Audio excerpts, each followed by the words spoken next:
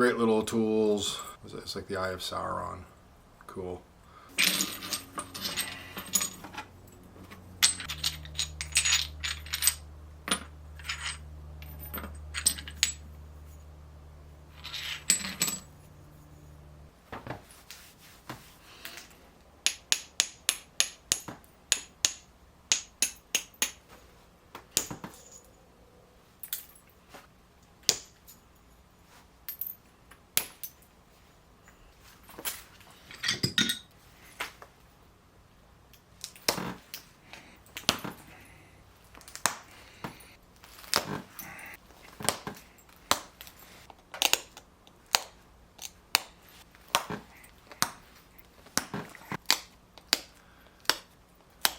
I am raising my edge, or sometimes turning an edge. I'm trying to get my edge higher up so my flakes aren't traveling as far as they possibly can uphill, and hopefully terminating right here in this midsection.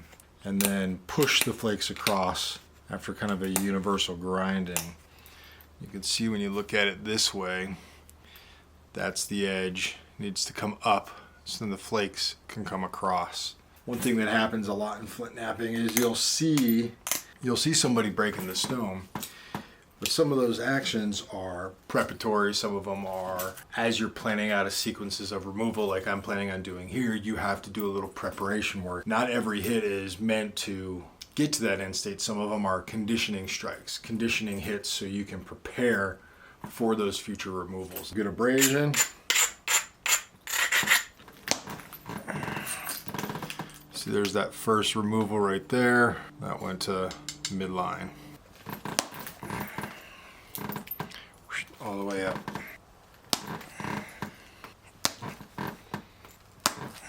Oh, crushed on that one. That one.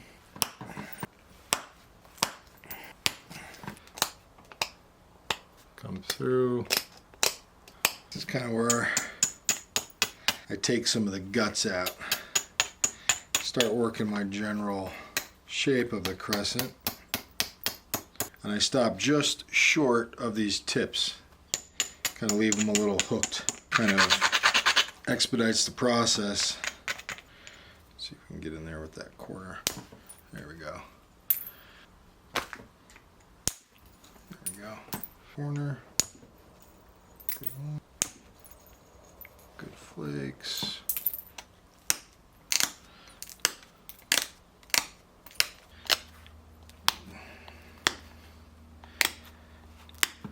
This is where you can tell a right-handed napper from a left-handed napper very easily if they make crescents. Right-handed nappers, we have a tendency to perceive swoops a lot easier coming towards our opposite hand, our left hand. Going back the other way, we have to open it so they become a little bit wider. You can just see that one's already sharp, that one's a little bit more wide. Compensate, you flip it over.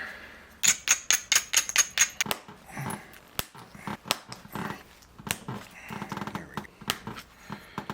You can make your crescents as crescenty as you would like.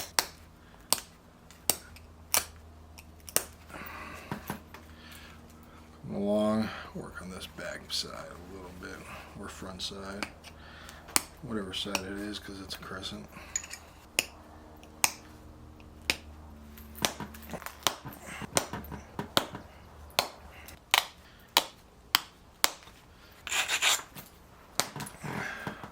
Since this crescent is going to be used for butchering, I don't make these extended hooks too crazy. Don't want them fragile. Like any stone tool, it was pretty universal in its application.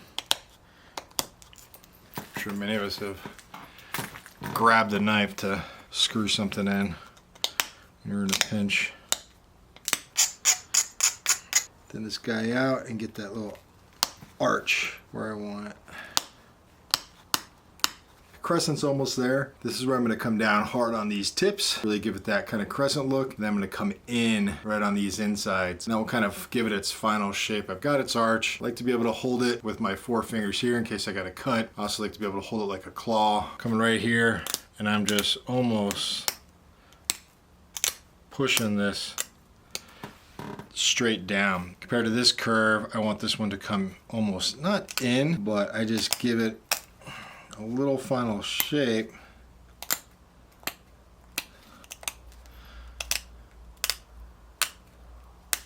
There we go.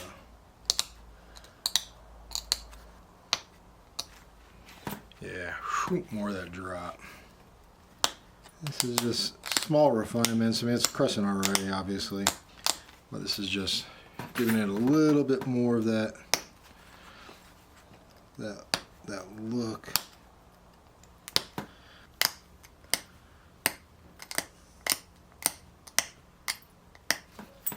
world's waking up, so I need to finish up. A little bit on the belly. Check my spine. Let's take a little bit right there. Nice and straight.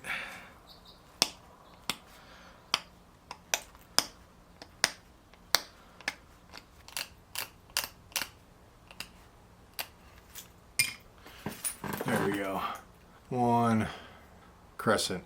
Nice and even. Good medial on both sides. This one right here will be a good little butchering tool. A couple other ones I've napped in a couple days. You can see that this one out of this piece of heat treated Buffalo River definitely has more of a crescent. That would be a better projectile if we were hafting that and shooting that one. This one right here, just like this one, is primarily used for the butchering aspect of it. Great little tools. It's like the Eye of Sauron. Cool.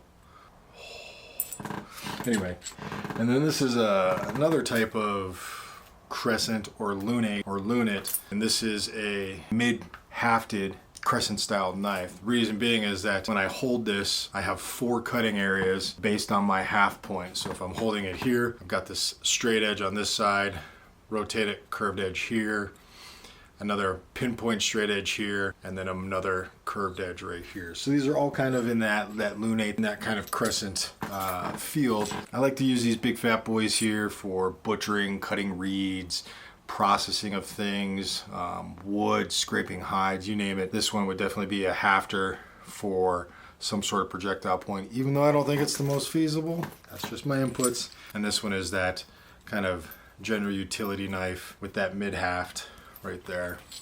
Yeah, crescents are pretty cool. I've got an entire podcast episode on the Stonework Podcast dedicated to crescents. Be sure to head over to donnydust.com. Check it out right there. While you're there, feel free to cruise around the shop. There's all sorts of stuff. I think I have maybe 3 or 4 crescents already on there. All right, that is all I got. Crescent blades and some of their variations and styles. And yeah.